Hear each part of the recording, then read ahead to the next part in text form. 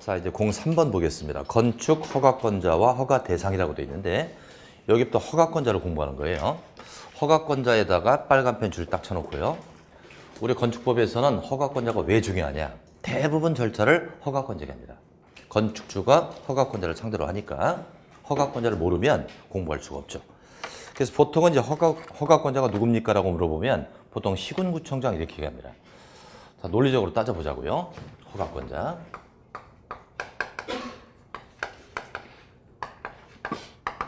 일단 허가라는 것은 국민이 관청에 가서 허가를 신청하는 거죠. 그러면 가까이 가야 된다, 멀리 가야 된다. 가까이 가야죠. 그러니까 지자체로 가야 돼요. 지방자치단체가 허가권자입니다. 그럼 지자체를 다시 나누면 광역자치단체와 기초자치단체로 나눠진다. 광역은 넓은 지자체죠. 그래서 이것은 특별시, 광역시, 특별자치시, 또 특별자치도, 그리고 도가 있어요. 이게 바로 광역입니다. 이제 기초는 광역 안에 있는 조그만한 자치단체. 그럼 특별시, 광역시에는 구청장이 있죠, 그죠? 구청장이 있고요. 특시, 특도는 따질 거 없어요. 특시, 특도는 모든 권한을 얘가 가지고 있으니까. 특별시, 광역시에 구가 있고요. 특히 광역시에 군수가 있나요? 있죠, 그죠? 인천광역시 옹진군이 있습니다. 도로 보자. 도에는 시와 군으로 돼 있죠. 그러니까 시와 군으로 돼 있다. 그래서 하급자가 시군이고 중간 직급이 광역이에요. 그럼 허가는 가까운 데로 가야 되니까 위로 가야 돼요, 아래로 가야 돼요. 아래로 가야죠. 그래서 허가권자는 원칙이 똘마니 시군구입니다. 시군구청장. 자, 그 다음에 특시와 특도는 모든 권한을 얘네가 가지고 있으니까 얘네가 허가를 하는 거죠. 그래서 원칙은 특시, 특도, 시군구청장, 얘네가 원칙적인 허가권자입니다. 그러나 예외가 나와요. 예외. 자, 일단 특별시, 광역시 하고요. 도의 경우를 보겠습니다. 이건 생각할 필요가 없어요. 특시, 특도는 모든 권한 얘네가 가지고 있으니까 무조건 얘네가 허가합니다. 자, 특별시로 가보자. 특별시가 있다. 특별시에는 구청장이 있어요. 구가 있고요. 광역시가 있다. 광역시에는 구도 있고 군도 있습니다. 근데 도로 가보자. 도에는 시와 군으로 되어 있습니다. 시와 군으로 되어 있다. 그럼 서울특별시 종로구에다가 집을 짓는다면 무조건 구청장에게 받는 거예요.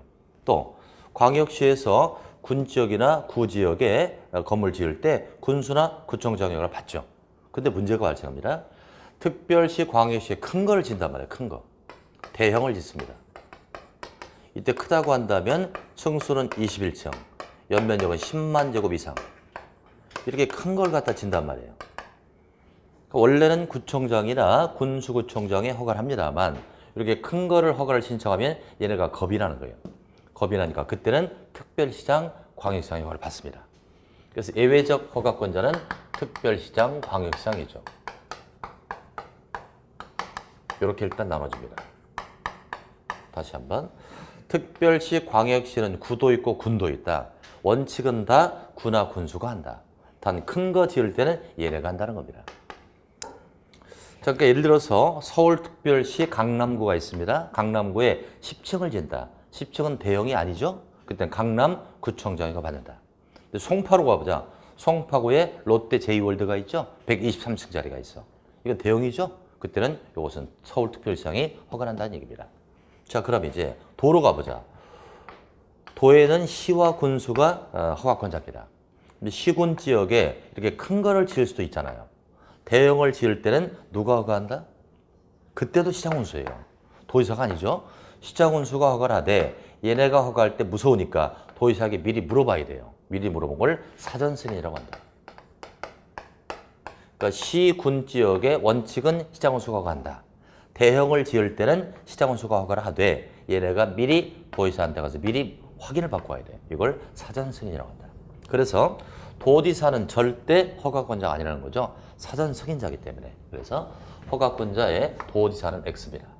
도지사 X. 자, 그럼 제가 이제 물어볼게요. 경기도 시흥시가 있습니다. 경기도 시흥시에 5층짜리 짓는다. 대형이 아니죠? 그럼 여러분들은 누굴 찾아가? 시흥시장에게 허가를 받으면 돼요. 근데 시흥시에다가 25층을 진다. 대형이죠? 그럼 여러분들은 누굴 찾아가? 시흥시장을 찾아가서 허가를 딱 신청합니다. 그럼 시장이 허가를 하겠죠? 허가를 때 딱 보니까 크잖아요. 그러면 시흥시장이 누굴 찾아가? 경기 도의사를 찾아가서 승인을 받고 온 다음에 그때 허가해 준다 이겁니다. 자, 그 다음에 이제 성남시가 있습니다. 경기도 성남시 분당구가 있다. 이 분당구는 자치구예요? 아니에요? 자치구 아니죠. 이 구는 자치구를 뜻하는 거죠. 특광에 있는 구를 뜻합니다. 분당구에다가 10층짜리를 진다. 누구한테 허가 받는다? 얘는 자치구청장이 아니니까 허가가 아니겠죠? 성남시장에 허가를 받습니다. 분당구에다가 50층을 진다라면 크잖아요. 성남시장이 허가를 하기 전에 얘는 얘한테 사전 승인을 받고 온다 이 뜻이에요. 자, 확인하겠습니다. 그래서 허가권자 원칙은 누구라고 나오죠? 특시, 특도, 시, 군, 구 밑줄 딱 쳐놓고 2번에 예외가 나오죠. 특별시장, 광역시장. 이건 뭐를 지을 때? 박스 1, 2번 묶어보세요. 1번은 21층 이상 나오고요. 2번은 연면적 합계 10만 이상이 나오죠. 이것을 특별시, 광역시 지을 때는 특광에 허가를 받는다. 그 두 개를 묶어서 대형이라고 적으세요. 그렇게 대형을 지을 때는 특광 허가를 받는다. 자, 그 정도만 보시고 한 장 넘기겠습니다. 자, 한 장 넘기면 괄호 2번 제목을 볼까요? 괄호 2번 제목은 허가 신청서 제출이라고 돼 있죠. 허가는 신청서를 제출하는 거기다 요식적 행위. 형식을 요한다. 요식적 행위죠. 그러니까 허가는 구두로 절대 할 수가 없어요. 신청서를 제출하는 형식을 요한다. 요식적 행위. 자, 이제 3번에 도지사의 사전 승인이라고 나옵니다. 사전 승인에 밑줄 딱 치고요. 뜻을 좀 적자. 이것도 사전이니까 허가하기 전이라는 얘기죠. 허가하기 전에 확인받는 거. 이게 승인. 승인은 확인이니까. 허가하기 전에 확인받는 거. 땡땡 하고요. 누가 누구한테 받는다? 시장, 군수, 화살표, 도지사. 시장, 군수가 도의사에게 받는 겁니다. 자, 내용을 볼게요. 시장, 군수는 다음에 해당하는 건축물의 건축을 허가하려면 건축계획서와 기본 설계도서를 첨부하여 도의사의 승인을 받는 거죠. 요걸 사전 승인이라고 한다. 누가 누구한테 받는다? 시장, 군수가 도의사에게. 그럼 어떤 게 사전 승인 대상일까? 박스 1번 봅니다.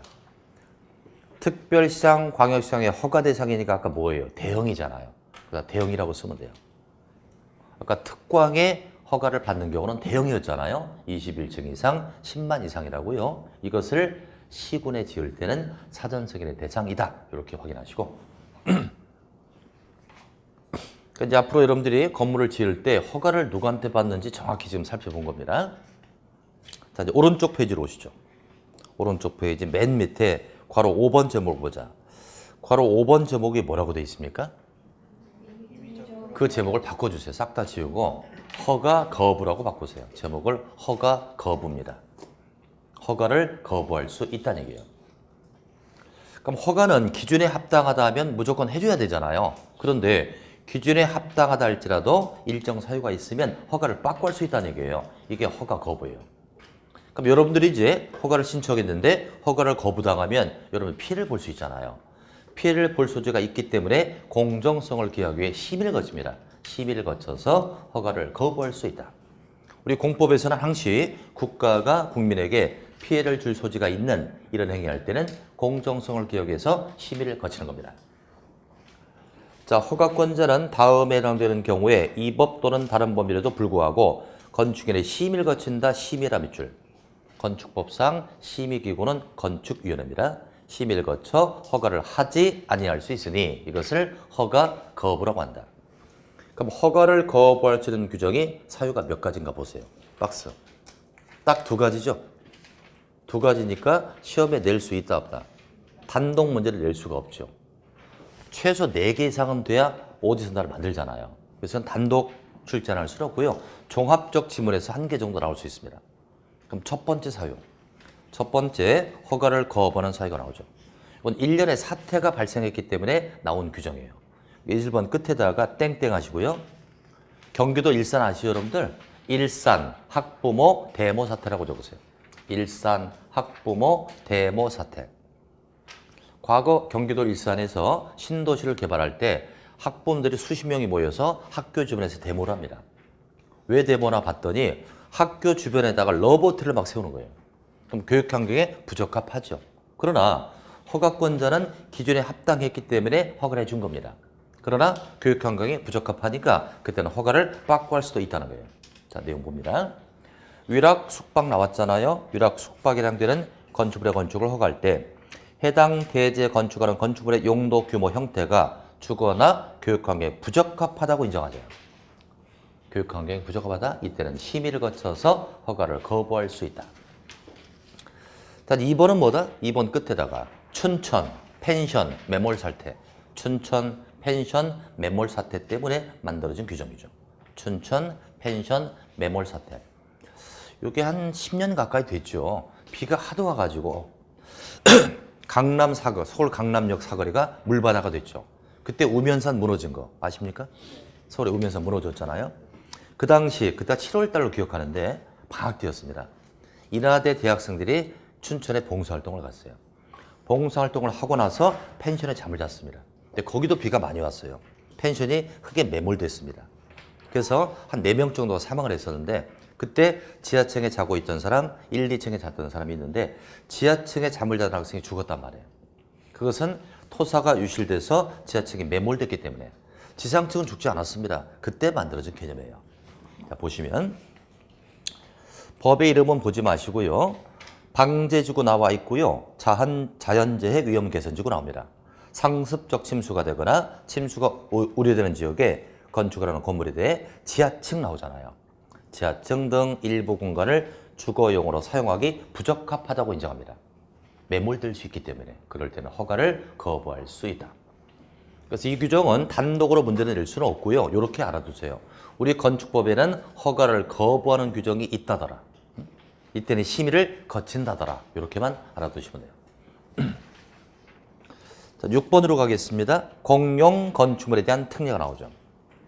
공용 건축물은 국가나 지자체가 지은 건물을 공용 건물이라고 해요. 그럼 여러분들이 만약에 개인이 건물을 짓는다면 당연히 허가를 받아야 되겠죠. 근데 국가 등이 건물을 짓는다면 허가를 받지 않을 겁니다. 이건 모든 법에 똑같이 통용되겠죠. 자, 내용 봐요. 국가나 지자체는 건축물을 건축, 대선, 용도 변경하거나 가설 건물을 건축할 때 그때는 미리 소재지를 관할하는 허가권자와 협의한다라고 되어 있네요. 협의라 밑줄. 협의합니다. 이때 국가나 지자체가 허가권자와 협의를 했다면 허가를 받았거나 신고를 한 것으로 봐줍니다. 그러니까 국가나 지자체가 건물을 짓는 걸 공용건물이라고 하고요. 이것은 허가도 안 받고 신고도 안 한다. 미리 사전에 허가권자와 협의하면 허가를 받은 것으로 간주한다.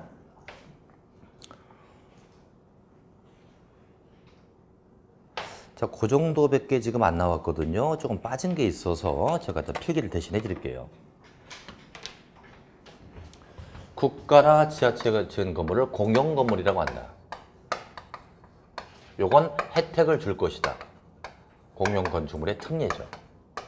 두 가지 특례인데 우리 책에는 한 가지밖에 안 나왔으니까 첫 번째, 공용건물에 대해서는 허가도 받지 않고 신고도 안 한다. 뭐로 대신한다? 사전에 협의한다.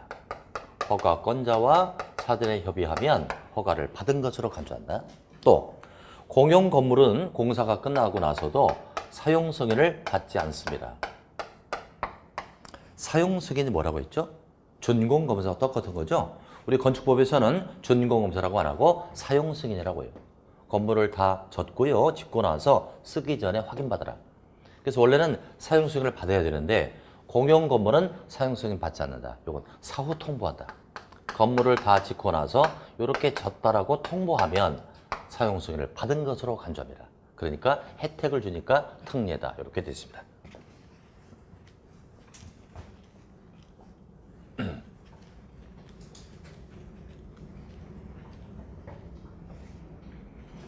그렇게 해서 대체하시고요. 자, 이제 책을 한 장 넘기십시오.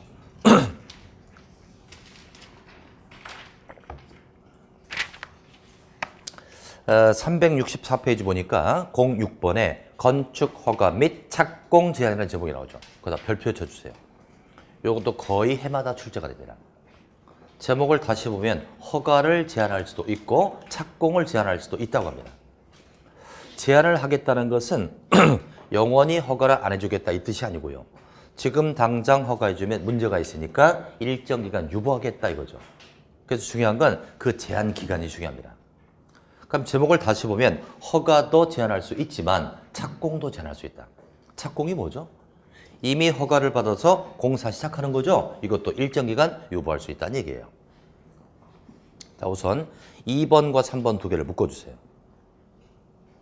자, 2번 내용 봅니다. 국토부 장관은 그랬어요. 국토부 장관 밑줄 딱 치고. 국토부 장관이 제한할 수 있는데 국토 관리를 위해서 특히 필요하다. 국토에다 동그라미. 공식이잖아요. 국토가 나오면 국토교통부 장관. 국토 관리를 위해서 필요하다고 인정하거나 주무장관이 국방문화재 보존, 환경 보존이나 국민 경제를 위해서 특히 필요하다고 인정해서 요청한다. 요청 동그라미. 누가 누구에게 요청한다고요? 주무장관이 국토교통부 장관에게 요청합니다. 예를 들면 국방부 장관이 국토부 장관에게 요청하는 거예요. 이 건물을 지금 당장 허가해주면 국방상 문제가 있다. 좀 보류해주세요. 요청한다는 얘기죠. 요청할 때 허가권자의 허가나 착공을 제한할 수 있다. 허가권자 밑줄. 요약하면 국토부 장관은 국토, 요청 이럴 때 허가권자 걸 제한할 수 있다. 자, 이제 3번 갑니다. 특광도지사는 밑줄 딱 치고요. 특광도지사는 지역계획, 도시군계획 그랬습니다. 지역과 도시에다 각각 동그라미. 아까 국토일 때 장관이었다면 이건 특광도니까 지역이나 도시로 범위가 팍 줄었죠. 지역계획이나 도시군계획에 특히 필요하다고 인정할 때 시군구의 허가나 착공을 제한할 수 있다. 시군구 밑줄. 그러니까 특광도지사는 지역, 도시 이럴 때 하급자 시군구 걸 제한할 수 있다. 그래서 상급자가 하급자를 제한하는 패턴이죠. 자, 이때 제한한 경우에 즉시 국토부 장관에게 보고를 합니다. 이때 보고를 받은 국토부 장관은 제한 내용이 지나치다라고 인정하면 해제를 명할 수 있다. 명자에다 동그라미. 자, 다시 특광도지사가 누구 걸 제한했다? 시군구 걸 제한하면 가만히 있으면 안 돼요. 제한을 했으면 이때 특광도는 상급자인 국토부 장관에게 그 내용을 보고합니다. 그럼 보고를 받은 국토부 장관이 그 제한 내용이 지나치단 말이에요. 그때는 직접 해제합니까? 해제를 명합니까? 해제를 명하면 명을 받은 특광도지사가 해제한다 이거죠. 항시 결자 해지입니다. 결정한 자가 해제하는 것이죠. 그래서 명자 하나 빼고 내면 틀립니다. 이렇게 낼 수 있잖아요. 제한 내용이 지나치다라고 인정할 때 국토부 장관은 허가를 제한을 해제할 수 있다. 그럼 틀리잖아요. 직접 해제하는 게 아니라 해제를 명할 수 있는 겁니다. 명을 받은 특광도가 해제한다. 자, 이제 4번 가장 중요한 기간 나오죠.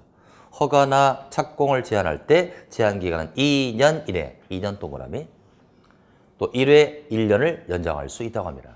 제가 아까 그랬잖아요. 중요한 건 다 2년이라고. 이것도 2년 나왔어요. 아까 처음에 2년 나온 거 있죠. 뭐죠?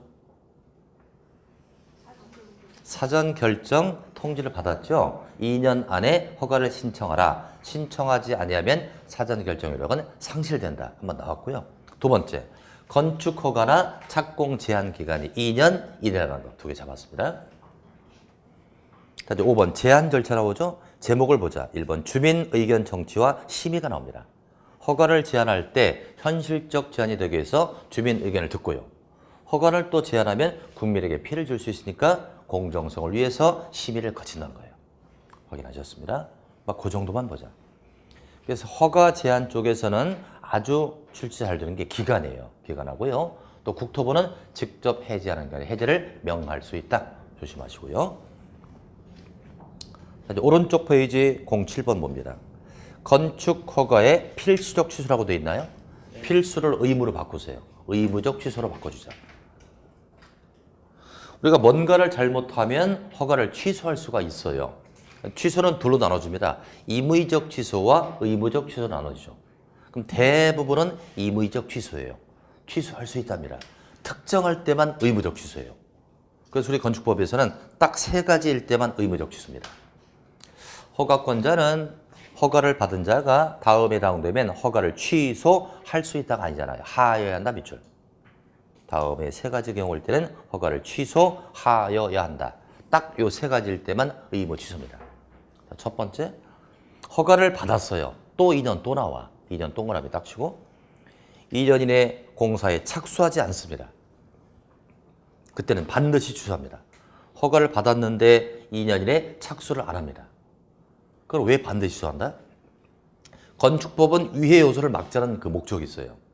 허가를 받았으면 빨리빨리 공사를 시작해야 되는데 2년 동안 착수를 안 하고 있다면 공사 현장에 방치되고 있습니다.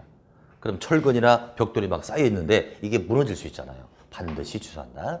미착수 2년 확인하시고. 두 번째, 착수는 했다 이거지. 착수는 했으나 완료가 불가능. 이미 착수를 해서 땅을 팠어요. 구덩이가 생겼습니다. 근데 완료가 불가능하면 구덩이에 빠질 수가 있으니까 반드시 취소한다. 그래서 요약하면 미착수 2년에 완료 불가능. 이제 3번은 뭐냐면 이겁니다. 설명을 들으시고 3번은 여기 A라는 자가 토지를 샀습니다. 토지를 매입했어요. 근데 돈이 부족해가지고 은행한테 돈을 빌려 샀습니다. 이 토지를 저당권을 설정하고 돈을 빌려 썼죠. 그래서 허가를 받았습니다. 허가를 다 받아서 공사를 하려고 하는데 이 A가 은행한테 돈을 못 갚고 있어요. 못 갚고 있다. 그러니까 은행은 어떻게 한다? 저당권 실행을 위해서 이 토지를 경매 붙이겠죠. 그래서 B라는 자가 낙찰된 거예요. B가 낙찰자입니다. 그럼 A의 경우는 이미 허가까지 다 받았는데 대지 소유권을 뺏겼잖아요. 얘한테요. 뺏겼어요. 그럼 일단은 A에게 6개월 시간을 줘요. 6개월 안에 A가 이 땅을 다시 재매입해서 공사하면 되죠. 근데 6개월이 지났음에도 재매입을 못한 겁니다. 그러니까 A가 착수가 안 되겠죠. 그때는 반드시 이 허가를 취소합니다. 왜 그러냐면 이걸 만약에 취소 안 하니까 A가 B의 허가를 방해하고 있습니다. B도 이제 낙찰됐으니까 건물 지으려고 허가를 또 신청하겠죠. 이걸 갖다 얘가 자꾸 방해하더라 이거예요. 그래서 반드시 허가를 취소하는 겁니다. 그게 3번이죠. 착공 신고 전에 경공매 등으로 건축주가 대지 소유권을 뺏겼습니다. 그럼 6개월을 일단 주겠죠. 6개월 이내 착수가 불가능하다면 반드시 취소합니다. 자, 그래서 허가의 의무적 취소는 딱 세 가지. 미착수 2년, 완료 불가능, 경매 등으로 6개월 이내 착수가 불가능. 이렇게 딱 끊어주시면 돼요. 요 세 가지 이외의 것은 다 할 수 있다로 끝나야 되겠죠. 예를 들면 건축 법령을 위반한 경우 허가를 취소해야 한다 그러면 틀리는 거예요. 법령을 위반한 건 요 세 가지 경우가 아니잖아요. 이건 할 수 있다로 끝이 나야 된다. 무슨 얘기 알아들으신 거죠? 비교하시고요. 자, 이제 한 장 넘깁니다. 한 장 넘기면 01번 제목에 건축 신고 대상 건물이 나옵니다. 그다음 별표 치자. 원래는 허가를 받고 건물을 지어야죠. 그러나 규모가 작다든지 경미한 건물은 신고하고 건축할 수가 있어요. 그래서 그 신고 대상이 박스에 잔뜩 나오잖아요. 이게 시험 문제예요. 이거 시험에 안 나올 수가 없어요. 그럼 이거 다 외워야 되죠? 그래서 이건 3월달로 옮기자 이거죠. 요 이하일 때 신고 대상이라고 하는데 좀 어려워 이건요. 그래서 그때 좀 더 논리적으로 설명을 하겠습니다. 중요한 표시만 해두시고요. 자, 한 장 넘기겠습니다. 또 한 장 넘기자. 370페이지입니다.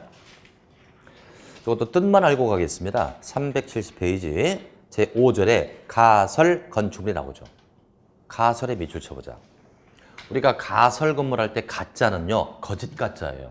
그렇다고 거짓 건물일 수는 없잖아요. 이거 무슨 건물이다? 임시라고 하죠. 임시 건축물을 가설 건축물이라고 한다.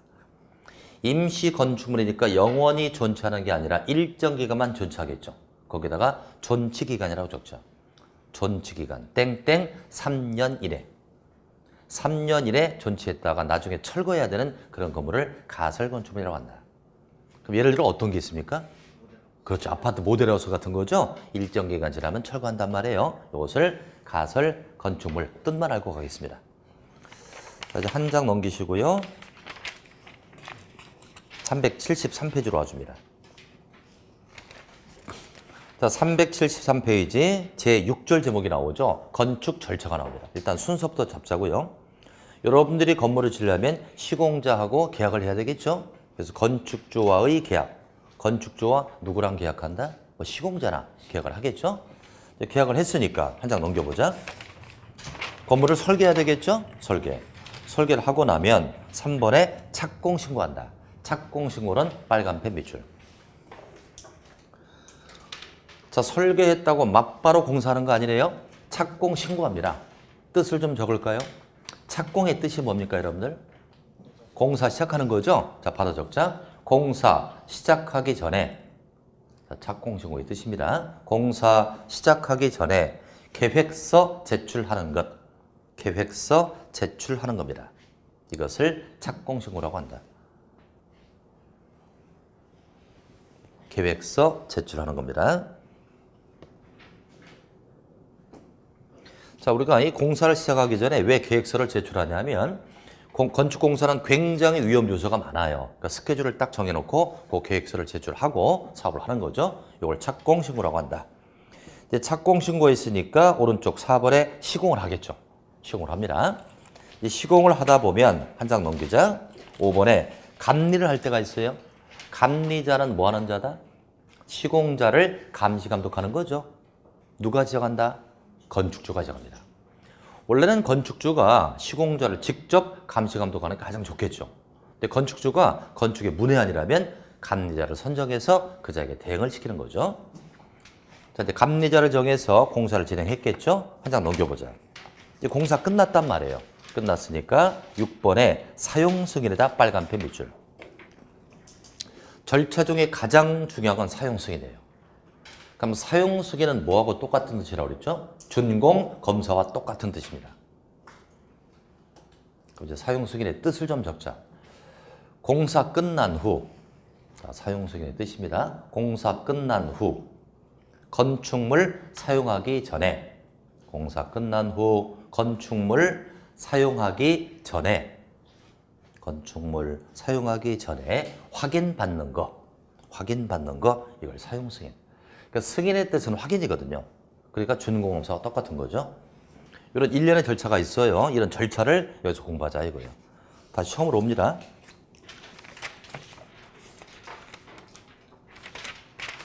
자, 이제 373 다시 왔습니다.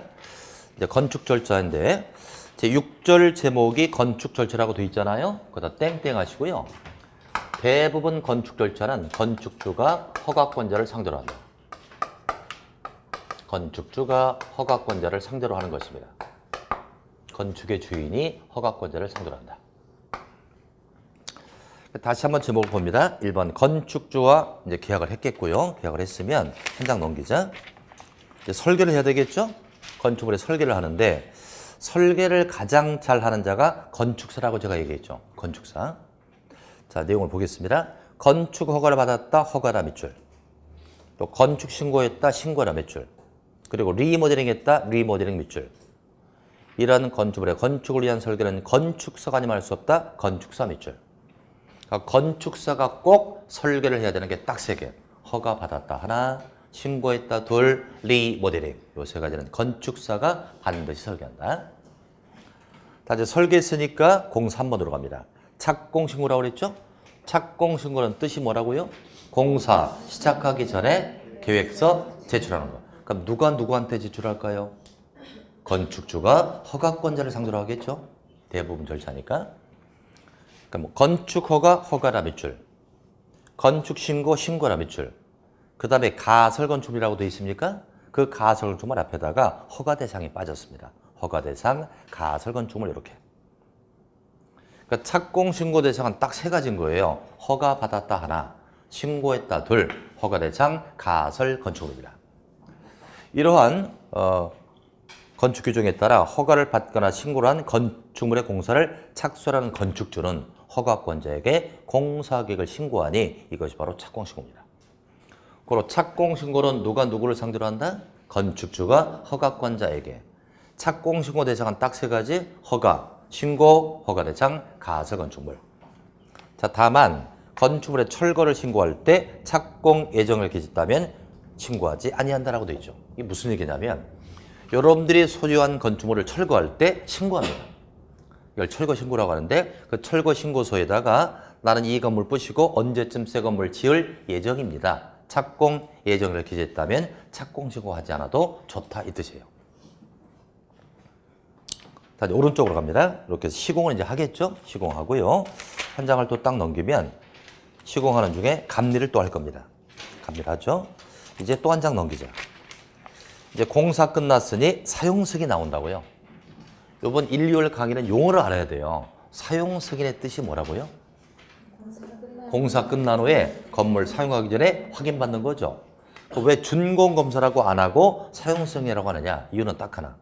준공이라는 것은 공사가 언제 끝나냐를 중시하는 거예요. 근데 우리 건축법은 공사가 언제 끝내냐가 중요한 게 아니죠. 언제부터 건물을 쓸 수 있겠냐 이거죠. 사용성의 의미가 있다는 거예요. 그래서 사용 승인이라고 한다. 그럼 사용 승인도 누가 누구를 상대로 한다? 건축주가 허가권자를 상대로 하겠죠. 자, 내용 봅니다. 건축주가 건축허가 허가 밑줄, 또 건축신고 신고 밑줄, 그리고 허가 대상 가정정보 밑줄. 이러한 공사를 완료한 후에 그 건축물을 사용하려면 감리자가 작성한 감리 완료 보고서와 공사 완료서를 첨부하여 허가권자에게 사용 승인을 신청한다. 자, 따라서 사용 승인 신청은 누가 누구를 상대로 합니까? 건축주가 허가권자에게. 사용 승인을 받는 대상은 딱 세 가지. 허가, 신고, 허가 대상, 가설 건축물. 아까 뭐하고 똑같죠? 아까 2분 전에 얘기한 것 같은데. 착공 신고 대상과 똑같잖아요. 그죠? 착공 신고 대상도 허가, 신고, 허가 대상, 가설 건축물이라 그와 똑같습니다. 대상이. 자, 6번에 1번 봅니다. 사용 승인 신청이죠. 2번이죠. 사용 승인서 교부. 여기 중요한 게 나오는데 2번 제목이 사용 승인서 교부라고 되어 있어요. 땡땡하고요. 절차라고 적자. 이게 바로 사용 승인의 절차가 되겠습니다. 허가권자는 사용 승인 신청을 받았을 때 기간이 뭐라고 며칠 나오죠? 7일.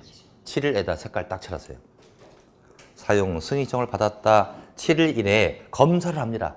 제대로 잘 졌나 검사를 하고요. 검사에 합격됐다고 되어 있네요. 검사 합격에 색을 칠하자.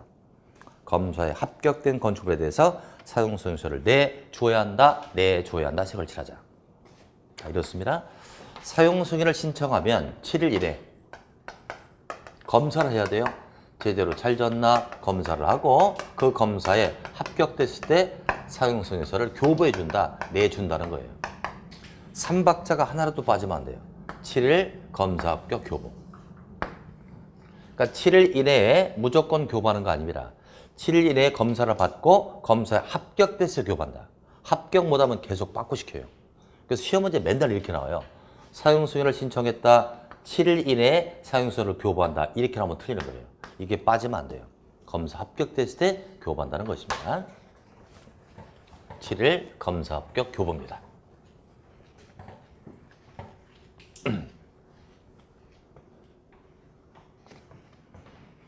자, 그럼 이제 괄호 3번으로 갑니다. 건축주는 사용 승인을 받으러 가려면 건물을 사용할 수가 없겠죠. 원칙은 사용 승인을 받아야만 사용할 수 있다. 다만 다음에 해당되는 경우에는 그러하지 아니하다. 그래서 두 가지가 나옵니다. 이 두 가지 사유는 사용 승인서를 교부받지 않고도 건물을 사용할 수 있다는 얘기겠죠. 자, 첫 번째, 허가권자가 사용 승인서 교부 기간 내에 사용 승인서를 교부하지 않았다. 이게 무슨 얘기죠? 아까 7일 이내에 검사에 합격을 하면 교부를 하라고 그랬잖아요. 그런데 7일 이내에 검사에 합격했음에도 불구하고 교부를 안 해주더라 이거예요. 그때는 교부 받은 것처럼 간주하고 건물을 쓸 수가 있다는 얘기입니다. 박스 2번. 둘째 줄 내려갑니다.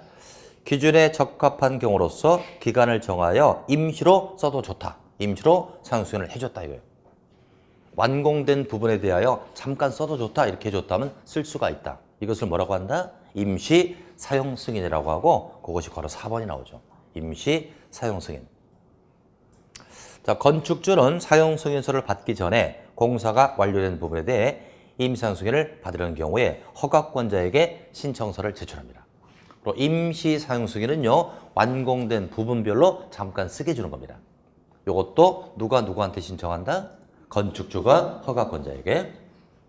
2번 기간. 여기도 또 나오잖아. 2년. 임시 사용 승인기간 2년 이내입니다. 그러나 대형 건물이나 안반공사 등으로 공사기간이 긴 건물은 그 기간을 연장할 수 있다. 2년이 계속해서 나오죠. 중요한 건 거의 다 2년이에요. 이것도 맨날 임시 사용 승인기간은 1년으로 한다 이렇게 내요. 2년입니다. 이제 2년이 3번 나왔다. 고개 들어보시죠. 3번 나왔잖아요. 제 눈빛 피하지 마시고 첫 번째 어디서 나왔다? 사전 결정 통지를 받았다. 2년 안에 허가를 신청하자. 하지 아니하면 사전 결정 요력은 상실된다. 두 번째, 허가나 착공의 제한 기간이 2년이네. 세 번째, 여기 나왔죠. 임시 사용승 기간이 2년이랍니다. 자, 이제 3번 조건부 임시 사용승인 일단 밑줄 하나 딱 쳐놓고요. 임시 사용승인은 조건을 걸고 가능하다. 조건부 임시 사용승인인데, 자, 식수가 나오네요. 식수가 뭐예요? 우리 공법에 먹는 절대 나오지 않아요. 나무 심는 거야. 식수등 조경이라고 돼 있잖아요. 이런 여러분들을 합격시켜야 되잖아요. 그죠? 목이 탄다, 그죠? 자, 식수동 조경에 필요한 조치를 하기에 부적합한 시기에 공사가 끝났다. 한 겨울철에 끝났다 이거예요. 자, 이때는 허가권자가 정하는 시기니까 내년도 봄이라든지 그때까지 식수동 조경에 필요한 조치를 할 것을 조건으로 임시사용을 승인할 수가 있으니 조경을 조건으로 조건부 임시 사용 승인이 가능하다 얘기입니다. 여기까지 했고요. 이제 책을 넘겨보자. 한 장, 두 장 넘기면 이제 01번에 건축물의 유지관리가 나올 겁니다. 유지관리에서는 한 개만 하면 되는데요. 또 한 장 넘겨보세요. 385페이지입니다. 02번에 철거 및 멸실 신고 나오죠? 그래서 1번은 철거 신고, 2번은 멸실 신고라고 되어 있어요. 그럼 철거는 일부러 부시는 거잖아요. 멸실은 자연적으로 무너지는 거죠. 그리고 괄호 1번 철거 신고에다 땡땡 하고요. 요거는 일부러 부시는 거니까 예정일 잡을 수 있나요? 그러니까 사전 신고. 예정일을 잡을 수 있으니까 사전에 신고한다. 그리고 며칠 전이라고 나와요? 3일 보일 거예요. 철거 예정 3일 전에 신고한다. 그 3일 찾았어요? 체크하시고. 이제 괄호 1번 멸실 신고에다 땡땡 하고요. 멸실은 자연적으로 무너지는 거니까 예정일 잡을 수 있다 없다? 없죠. 사후 신고라고 적었죠. 멸실되고 나서 신고한다. 요건 30일이 나올 거예요. 멸실 후 30일에 신고한다. 요 숫자는 좀 암기해 주세요. 개정됐기 때문에. 과거에는 철거 신고는 철거 예정 7일 전에 신고했는데 3일로 바뀌었고요. 멸실은 15일이 30일로 바뀌었습니다. 다시 한번. 철거 신고는 사전 신고죠. 며칠? 3일. 멸실 신고는 사후 신고 30일. 10배 관계. 3일과 30일. 10배 관계 있습니다. 이렇게 해서 철거 멸실까지 1년의 과정을 다 알아봤습니다. 이제 페이지 389 펴놓으시고요. 여기서 조금 더 쉬었다 하겠습니다. 389.